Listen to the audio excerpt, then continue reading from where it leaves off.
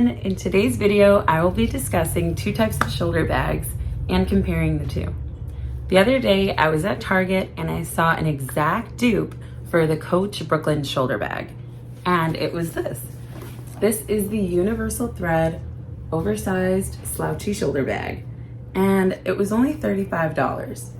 This is a huge shoulder bag and it's very practical if you have a lot of things to carry. I think you can even fit a small puppy inside of this bag. Compared to the Brooklyn shoulder bag by Coach. They have different sizes, obviously, but here's mine and it's the smaller size. But these bags are very similar looking. Now, the universal thread bag is faux leather, so it's fake.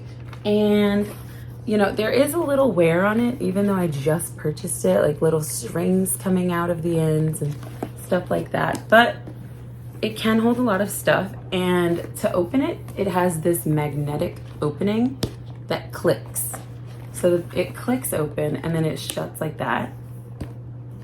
Compared to the Coach bag that has two hidden magnets as the opening. You see that? The magnets are both hidden and they shut like that. Now, if we're talking quality, obviously the Coach bag wins in that round because the leather is natural grain leather and it is a lot sturdier and it can hold for a longer time than say the faux leather in the universal thread bag. When talking about the feel of the bag, this universal thread bag is a lot softer and more pliable than say the Coach bag, where it's a lot harder with the natural grain leather and you can hear it. So over time, I feel like the Coach bag would last you a bit longer than say this bag just because of how soft it is. And this strap really does feel very fragile. Like if it got too heavy, it would just rip. But with the Coach bag, I don't think that would happen. And I've been using this bag for several months compared to this one.